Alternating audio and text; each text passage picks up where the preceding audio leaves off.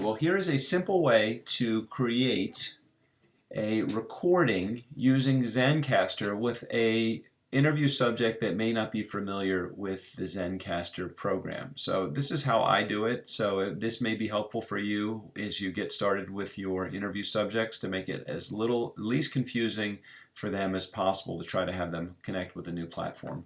So I create a new episode in Zencastr. I just recently showed you that video. If you have not had a chance to check that out, just check that out. So I'm going to go through this kind of quickly. Let's just say that my interview is going to be with Strickland.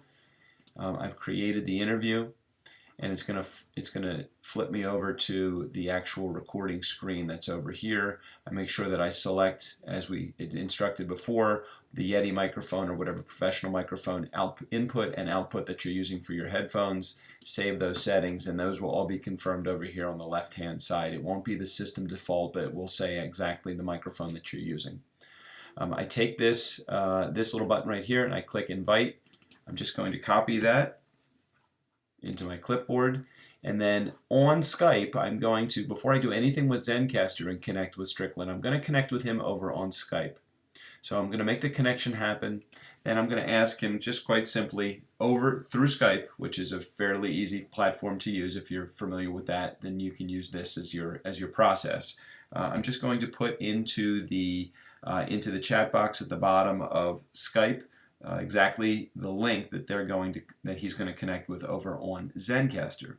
So I'm going to send him this, and that link has become active, and it's now sitting in Strickland's chat box. Once I've connected with him, he can just click on it directly from his side.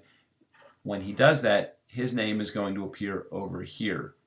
At that same time, you're going to hear two, if he's connected properly, you're going to just tell him to use the drop down, select the microphone that you have. Before you hit record, you're going to select the microphone. He's going to select the microphone from his side that he has, his input, his output, and he's going to save those settings, and those will appear. You're going to hear an echo because he's on both Skype and Zencastr at that point.